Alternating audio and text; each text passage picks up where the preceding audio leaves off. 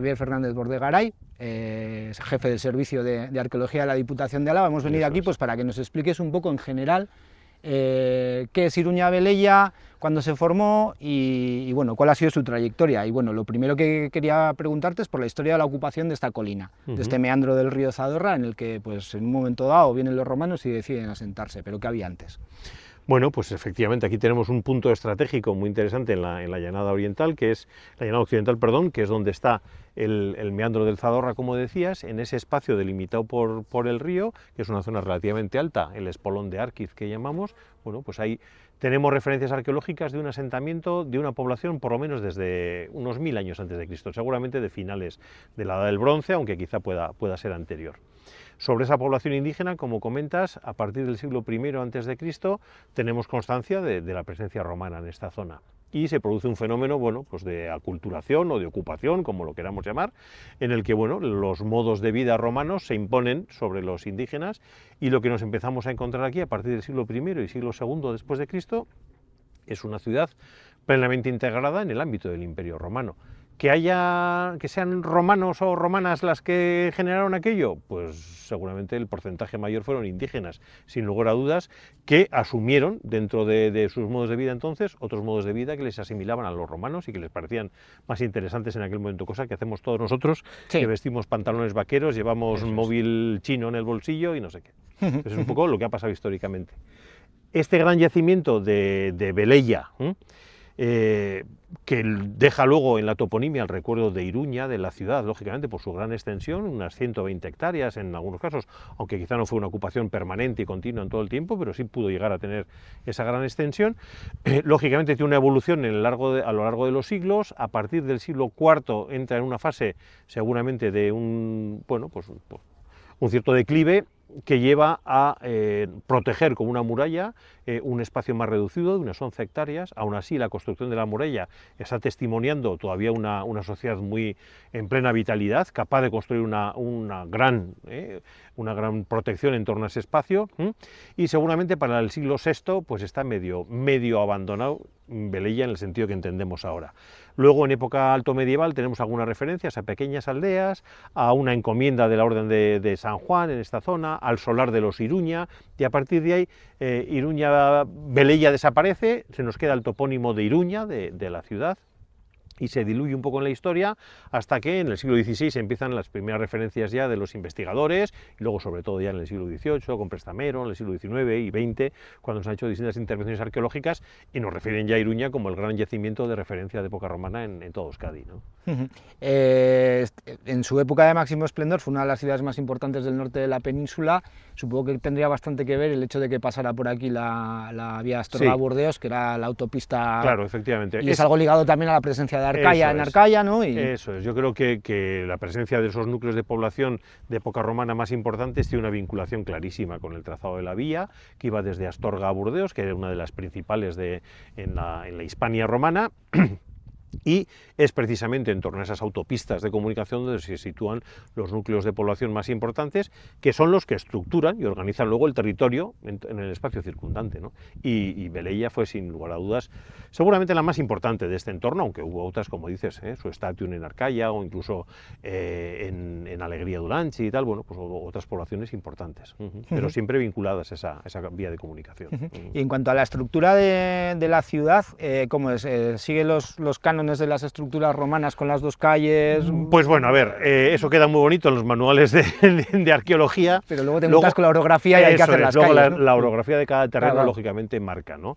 Sí es cierto que la construcción, el urbanismo y la arquitectura romana es bastante ortogonal, entonces repiten modelos muy cuadriculados en ese sentido, y es cierto pues bueno, pues que las vías de comunicación principales, las calles, tal, marcan y suelen ser espacios más o menos ortogonales lo que nos encontramos.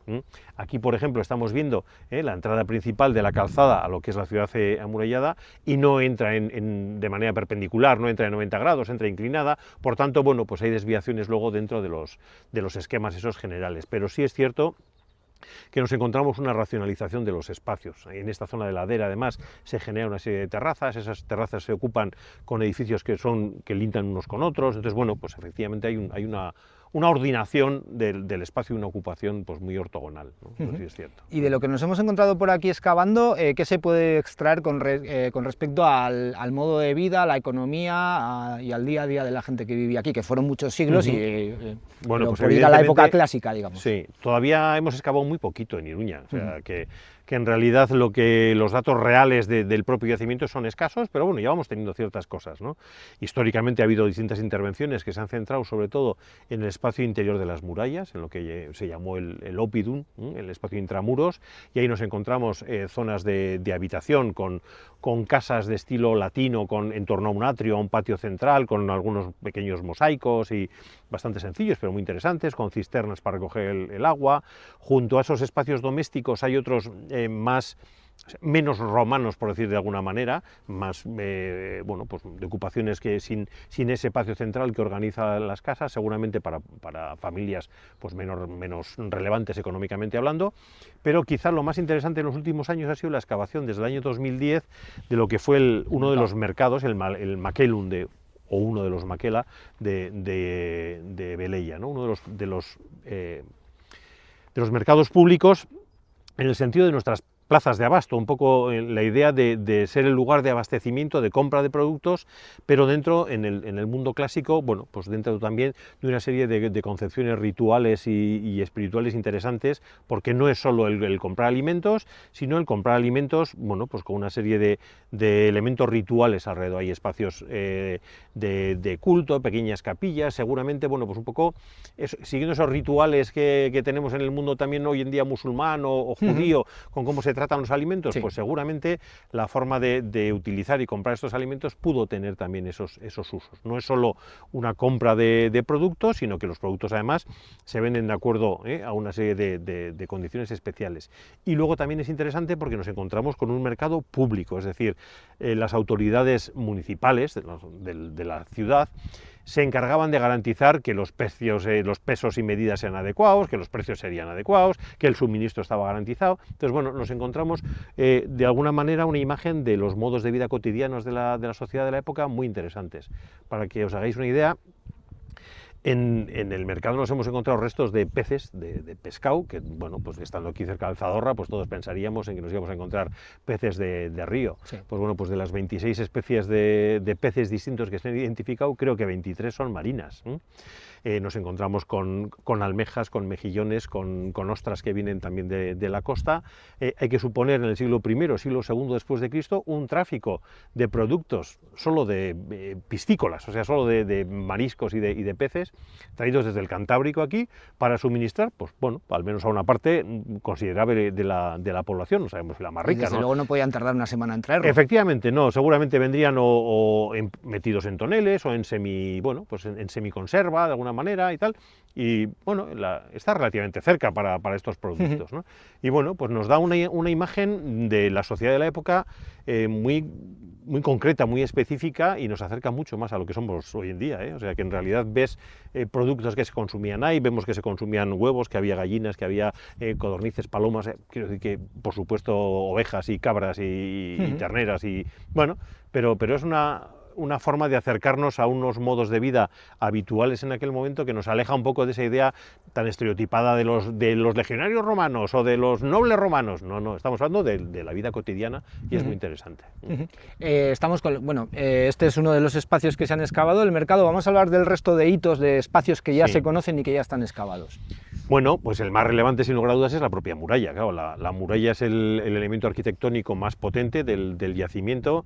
Hay que tener en cuenta que estamos hablando de unos 1800 metros de longitud, con una anchura de muros, en algunos casos, que superan los 5, y todavía hoy en día alguna altura conservada en algunas zonas que supera los 8. O sea, tenemos que imaginarnos una estructura arquitectónica bestial, que seguramente para su construcción requirió un esfuerzo muy potente dentro de la ciudad, y requirió además generar unos espacios vacíos delante de la muralla, lógicamente, que por motivos de seguridad eran necesarios, y unos cambios sociales muy grandes. Claro, la decisión que toman las autoridades locales de generar toda esa construcción tuvo que impactar muchísimo en la vida de los ciudadanos y de las personas de aquel momento, ¿no? Entonces se aprovechan materiales de edificios previos derribados, se construye, parece que rápidamente, recolocando en los muros pues, tambores de columnas o fragmentos de inscripciones que luego algunas se borran, otras no. Bueno, es una construcción muy potente. Pues bueno, pues porque lógicamente a finales del siglo III y siglo IV existían problemas graves, seguramente de índole interno en el propio Imperio Romano, que obligaban a adoptar a las comunidades locales medidas de protección, ¿no? Ese es el elemento, sin lugar a dudas, más relevante, ¿no? Junto a eso, como decíamos antes, nos encontramos dentro del espacio amurallado restos de casas, de esas viviendas de estilo itálico, podemos decir, en torno a un patio central. Otro tipo de casas mucho más sencillas, y en los últimos años, pues bueno, pues lo más relevante y lo que más ha salido en medios de comunicación ha sido el descubrimiento del circo romano que tenemos ahí abajo, ¿no? Señalamos, pero no se ve absolutamente nada hoy en día del circo romano. Es muy interesante porque a partir del año 2022 hemos iniciado un proceso de investigación sin excavar. O sea, que el objetivo no era excavar el yacimiento, sino era conocerlo a través de sistemas de prospección de georradar y otras técnicas no invasivas.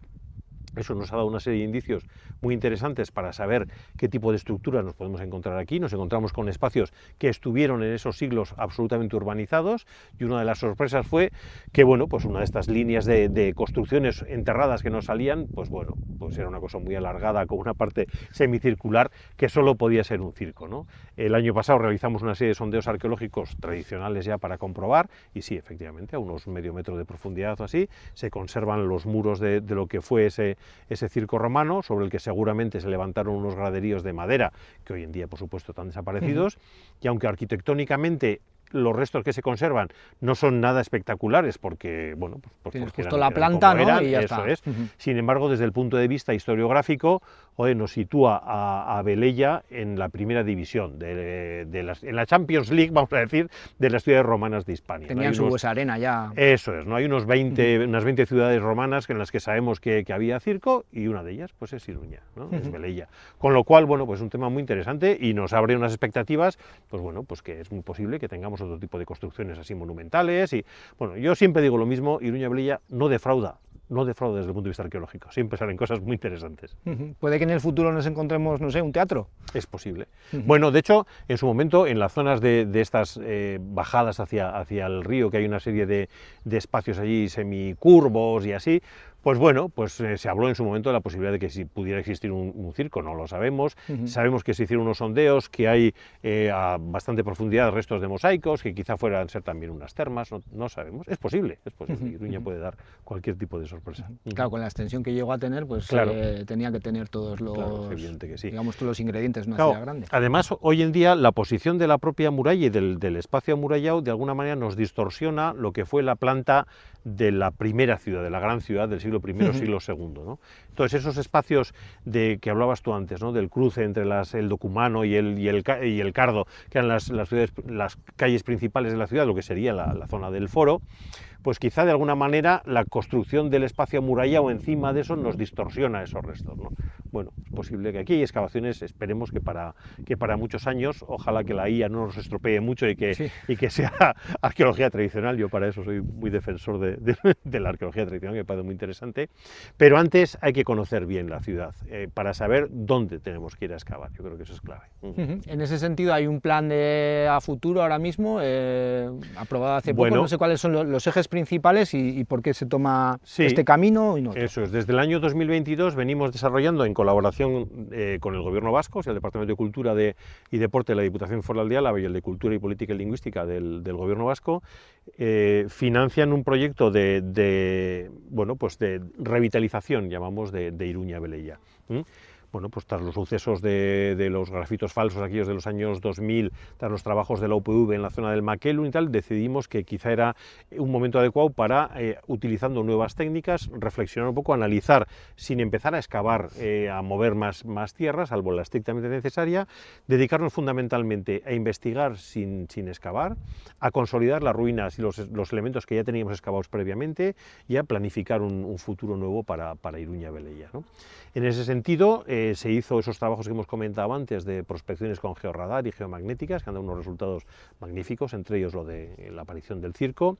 Se ha trabajado de manera muy intensa en la conservación de los restos arquitectónicos, por ejemplo, todo este tramo de muralla que estaba excavado desde los años 50 del siglo XX, que son casi 300 metros de muralla, se ha consolidado ahora con fondos Next Generation, que nos han venido muy bien, porque fue una inyección de 900.000 euros que prácticamente se ha destinado a esto y ha servido, bueno, pues para consolidar una muralla que ya tenía unas condiciones bastante precarias de conservación.